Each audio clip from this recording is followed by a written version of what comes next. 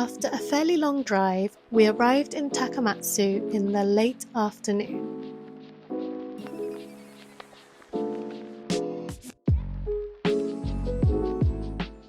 After having a wander around the covered shopping street, we visited Kitahama Alley, which is an alley of converted warehouses by the sea.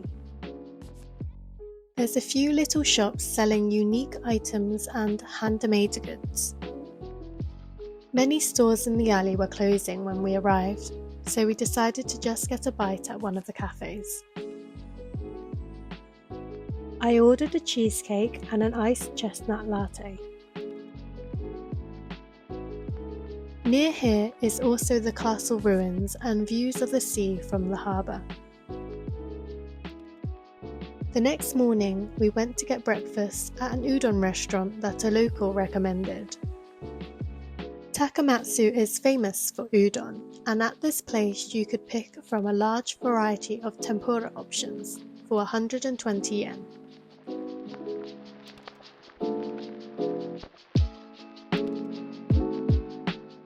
We decided to spend most of today visiting shrines and temples along the way to Tokushima City. We arrived at Okuboji Temple, the last of the 88 temples of the Shikoku pilgrimage. The pilgrimage circles around the whole of the island, and so the start point and the end point are near each other. Here you can find a few souvenir shops with friendly shop owners.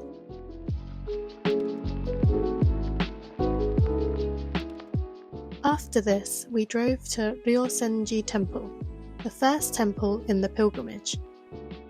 Here you can buy some gear for your pilgrimage, such as robes, hats, and walking sticks. The temple was beautiful, and I loved the large hall filled with lanterns on the ceiling.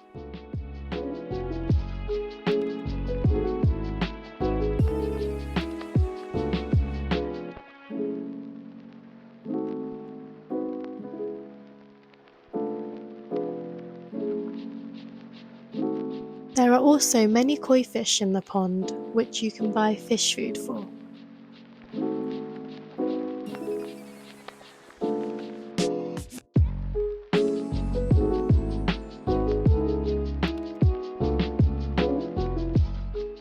We did a final spiritual stop at Ohasahiko Shrine, which was very peaceful and had a magnificent old tree.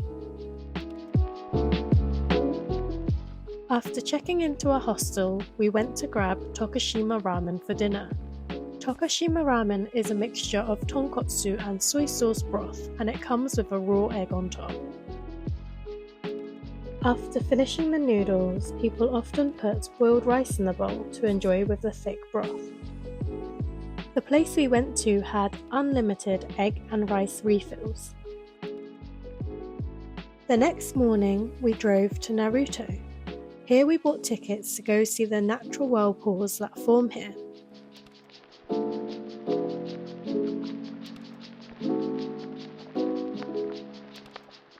You can see some lovely views of the Seto Inland Sea and walk over the glass floor above the water. And we did manage to see some small whirlpools as well. But to see the whirlpools at their largest, you need to come at the right time. It was a nice way to end our trip around Shikoku. We bought some final souvenirs and headed back to Imabari to return our car.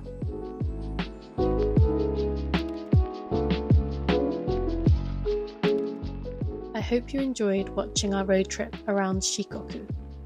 It's probably been one of my favourite trips so far in Japan, thanks to meeting such friendly locals and many moments of serendipity.